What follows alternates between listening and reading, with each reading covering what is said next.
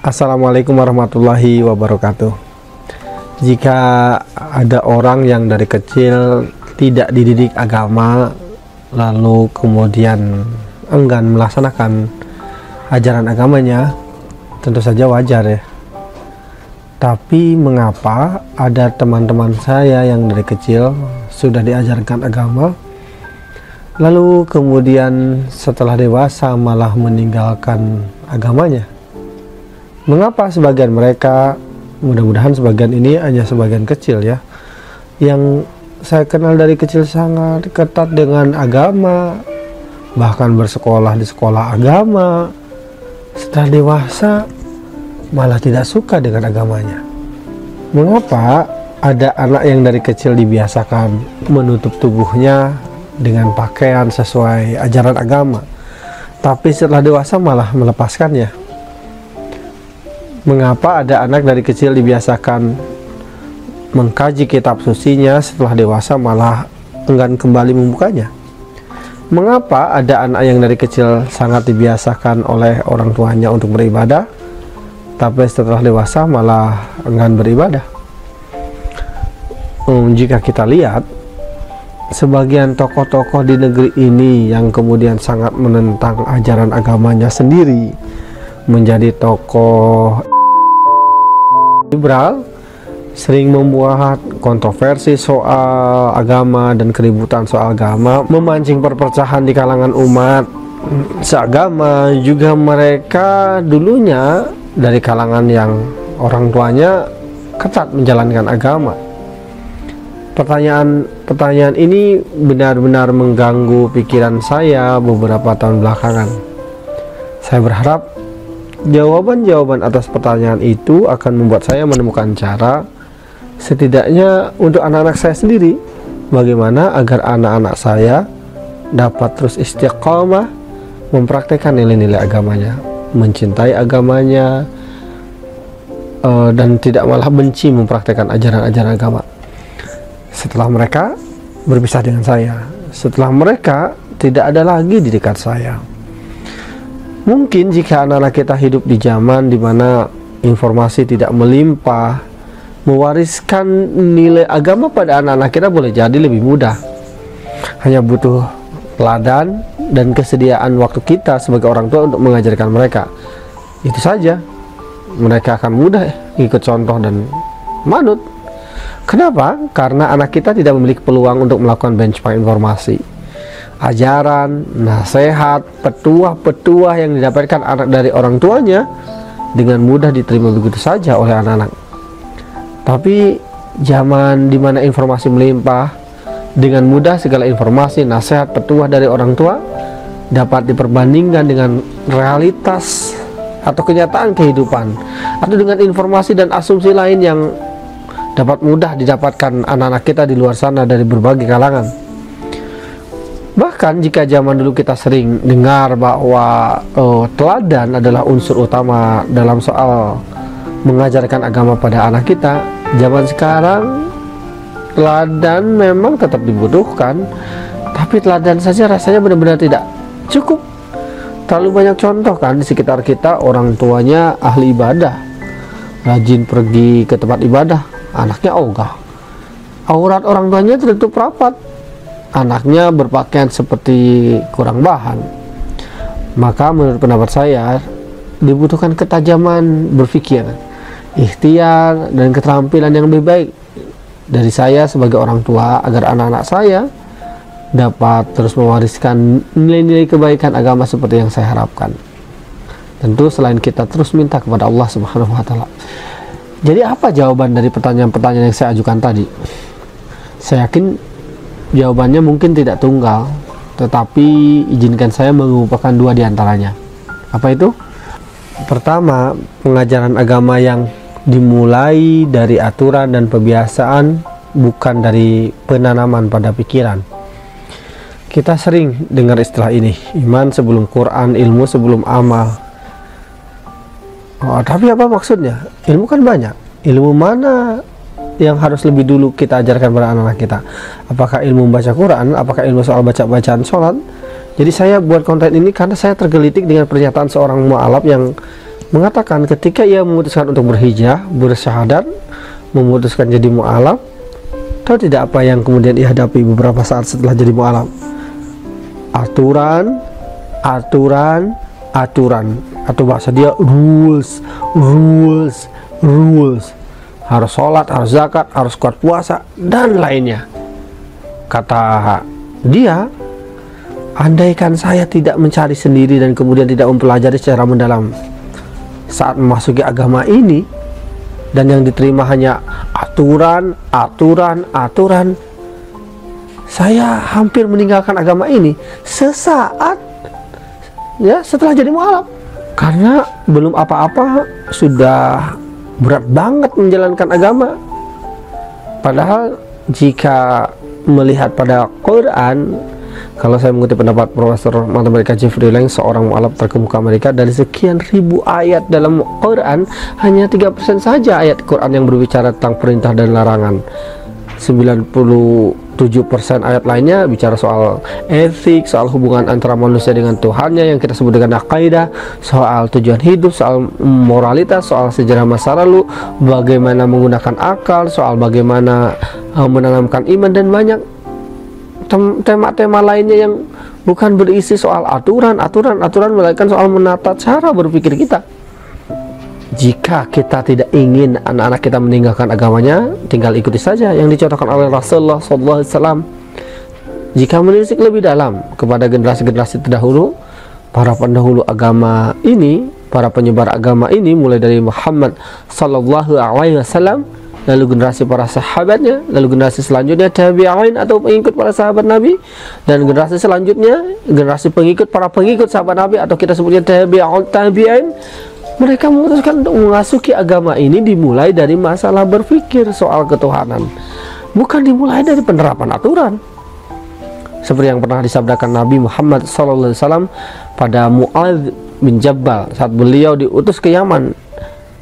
Beliau bersabda, "Hai Mu'adz, ajarkan mereka la ilaha illallah, Muhammadur Rasulullah, tidak ada Tuhan selain Allah, dan bahwa Muhammad adalah utusan Allah." Itu dulu. Dan setelah mereka benar-benar memahami ini, mereka itu penduduk Yaman, tempat di mana Mu'adz bin Jabal diutus, benar-benar paham soal kalimat ini, benar-benar paham soal konsep ini, barulah ajarkan mereka tentang sholat, kata Nabi. Dan jika mereka sudah terbiasa dengan sholat, barulah ajarkan mereka soal saum Ramadan. Dan jika mereka sudah sanggup melaksanakan saum Ramadan, ajarkanlah mereka untuk membayar zakah dan lalu melaksanakan ibadah haji. Nabi bersabda, berikan kemudahan kepada mereka, jangan buat mereka merasa sulit dengan agama ini, berikan mereka kabar gembira dan jangan salahkan mereka. Pertanyaannya, apakah kita benar-benar mempraktikkan ini pada anak-anak kita? Apakah anak kita lebih sering diberikan kabar gembira soal agama ini? Apakah anak kita lebih dulu diberikan soal keindahan agama ini sebelum ya segala aturan agama ini? Apakah anak kita lebih dulu diajak bicara ketuhanan, penciptaan, kehidupan, kematian sebelum mengajarkan aturan dan kebiasaan pada agamanya? Atau ini yang kita lakukan pada anak-anak kita? Ayo sholat, ayo wudhu yang benar, ya ayo bacaannya harus benar, kalau enggak nanti dapat siksa Allah, Allah marah, tidak boleh ini, tidak boleh itu haram, itu nggak boleh, ini nggak boleh. Apakah itu yang kita lakukan pada anak-anak kita? Saya tidak bermaksud mengatakan memberikan perintah, larangan, dan seperangkat aturan agama pada anak itu tidak benar ya, atau perbuatan yang salah. Mengajarkan itu juga wajib, karena itu bagian dari agama kita. Akan tetapi jika kita lebih banyak terfokus mengajarkan agama pada itu semua, apa yang terjadi dengan anak-anak kita? Maka yakin mereka bakal mencintai agamanya. Jika mereka diajarkan segala perangkat aturan, perintah dan larangan tanpa mereka paham sendiri soal untuk apa mereka diciptakan, mau ngapain mereka di dunia, apa yang mereka cari, dan seterusnya. Karena itu saya berharap kita juga menyediakan waktu untuk mengenalkan anak kita tentang Tuhannya, tentang indahnya agama ini, dan bahwa jikapun ada seperangkat aturan bahwa al-maqasid al-syariah itu pada hakikatnya adalah bentuk cinta Allah pada kita. Jika tidak, rasanya anak-anak kita hanya jadi manusia yang mungkin terampil dengan agamanya tapi tidak yakin dengan agamanya sendiri. Maksudnya mereka paham praktek-praktek ibadah, bacaannya, bisa menghitung zakat, tahu banyak dalil, tapi tidak merasakan keindahan agama itu sendiri dalam hati mereka. Tapi bukankah anak harus dibiasakan sejak kecil dengan praktek agama? Kata sebagian orang tua pada saya. Sekali lagi benar, tetapi harus seimbang antara melakukan pembiasaan yang berarti kita mengatur tubuh anak kita, jasad anak kita, dengan lagi-lagi memberikan asupan pada ruhiyah anak kita, pada hati dan pikirannya. Harus adil. Benar, tubuhnya harus dibiasakan, tapi pikirnya pun harus juga diberikan asupan. Jadi tidak melulu menggunakan jargon pembiasaan, tapi tanpa kekuatan pikiran. Karena dalam agama kita, ketika mengajak agama kan tidak hanya tarhib, tapi juga ada targhib. Lalu bagaimana memberikan asupan pada ruhiyahnya itu yang seperti apa? Usul saya sederhana sebetulnya, dengan menyelenggarakan majelis ilmu di rumah, halakoh ilmu di rumah, itu harus ada untuk memberikan asupan pada pikiran anak. Bukan hanya mengajarkan ilmu tata cara ibadah, tapi juga mengapa kita beribadah, untuk apa kita beribadah. Ini yang harus lebih panjang dibandingkan mengajarkan tata caranya, aturannya, one day one hadis, one day one ayat, one day one story, dan seterusnya. Jika itu tidak dilakukan, ya jangan menuntut ya tubuh mereka bisa terus istiqomah memperhatikan agamanya saat mereka sudah tidak ada di dekat orang tua. Kedua, tidak membudayakan dialog. Menurut saya ini penyebab kedua kenapa ada anak yang dari kecil diajarkan agama tapi setelah dewasa malah meninggalkan agamanya. Sebetulnya metode dialog dan monolog keduanya penting digunakan dalam pengajaran agama. Kadang-kadang dibutuhkan monolog, kadang-kadang dibutuhkan dialog. Akan tetapi menurut pendapat saya, khusus soal mewariskan nilai-nilai agama, metode dialog dengan anak dalam mengajarkan agama masih jauh lebih sedikit dibandingkan metode monolog. Padahal metode dialog ini luar biasa dampaknya untuk pikiran anak kita. Saat anak-anak kita berdialog dengan orang tuanya soal agama nih ya, mereka memiliki kesempatan untuk bertanya. Saat bertanya, mereka sebetulnya lagi bergulat dengan pikiran mereka. Intelek mereka bekerja. Jika orang tua mampu memuaskan fitrah ini, kebenaran pun akan menancap kuat pada jiwa anak kita, insya Allah. Saat berdialog, anak-anak juga tidak hanya dia menerima, tapi juga melakukan proses berpikir kritis analitis. Jika ada benturan, ketidaksesuaian, misalnya antara yang disampaikan oleh orang tua dengan realitas di sekitarnya, mereka pasti mengkonfirmasi kebenaran itu pada orang tuanya, dan kita sebagai orang tua bisa meluruskan pemahaman yang mungkin tidak tepat. Tapi jika anak hanya diam saat menerima pengajaran agama, tidak mempertanyakan, tidak terjadi dialog, ya mereka mungkin seperti ya di depan kita, tapi mereka sendiri tidak yakin dengan apa yang mereka terima. Rasulullah Shallallahu Alaihi Wasallam melakukan keduanya, metode dialog, diskusi, atau dalam kalangan pendidik muslim disebutnya dengan metode al-hiwar. Dan Rasul juga melakukan metode monolog seperti ceramah atau disebut khutbah. Jadi dua-duanya penting, tapi lagi-lagi fokus saya di sini adalah konsep-konsep dialog dengan anak yang harus diperbanyak, bukan monolognya. Contoh dialog yang pernah dilakukan Rasulullah SAW, salah satunya adalah sesuai riwayat Abu Nuaim Al-Asfihani. Suatu ketika Rasulullah SAW mendatangi para sahabatnya yang tinggal di selasar Masjid Nabawi. Semula Rasulullah SAW bertanya perihal kondisi mereka, namun kemudian Rasulullah SAW menyampaikan suatu hal, mereka kemudian menjawabnya, dan begitu seterusnya. Rasulullah dan mereka saling berdiskusi, Metode pengajaran seperti ini membuat seorang pengajar dan anak didik menjadi aktif. Guru tidak hanya menyampaikan pengetahuan, tapi juga merangsang dan mendorong agar anak didik bisa mengeluarkan pemikiran dan pendapatnya tanpa rasa takut, karena mereka mendapatkan kesempatan untuk bertanya. Sementara metode ceramah atau al-khutbah, ya ini sudah tidak usah dibahas ya. Ini lazim saja, tetap boleh dilakukan. Masyarakat kita melakukannya pada anak-anak kita. Rasulullah pun juga melakukannya ketika mendapatkan wahyu. Rasulullah menyampaikan dengan cara ceramah. Begitupun ketika memberikan pengajaran dan pendidikan kepada para sahabatnya.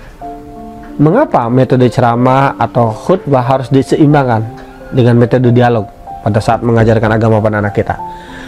Karena jika hanya ceramah, maka peluang jenuh dan resisten dengan agama sangat mungkin terjadi.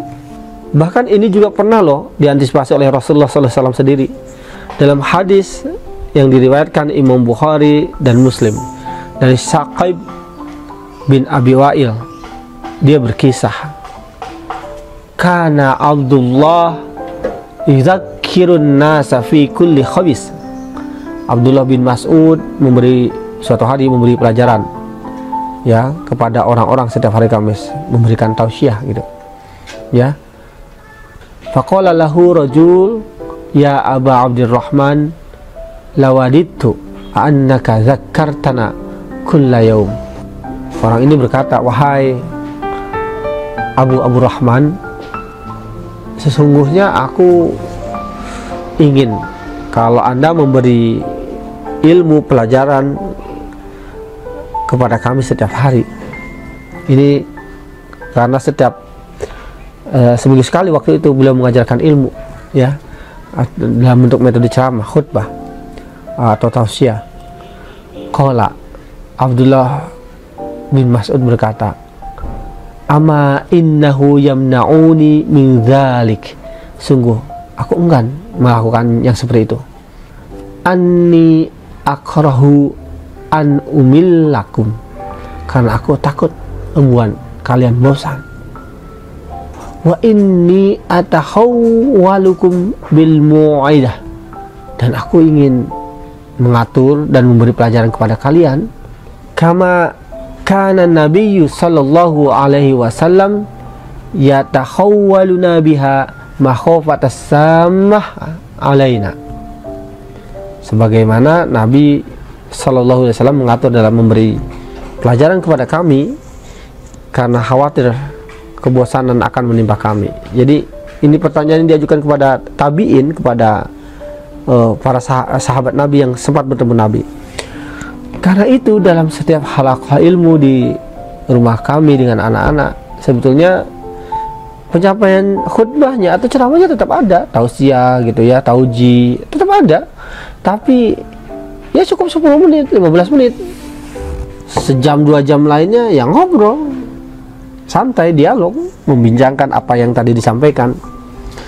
Anak-anak terbuka mendiskusikan apa yang mereka pikirkan, apa yang mereka rasakan. Apalagi saat anak-anak saya mulai remaja dan sekarang mereka sudah ada juga yang kuliah, ya ceramah pun lebih sering mereka sendiri yang bergantian membuat jadwal menyampaikan materi dibandingkan saya sendiri. Saya hanya jadi fasilitator, semacam jadi moderator gitu untuk anak-anak. Maafkan lahir batin.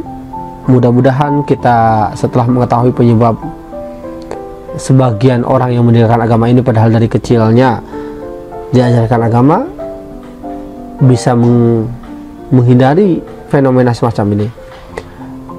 Mudah-mudahan bermanfaat, sehingga saya doakan yang mendengarkan kajian ini, sharing ini, anak-anaknya diberikan keistiqomahan untuk terus bisa mencintai agamanya dan mempraktikkan agamanya.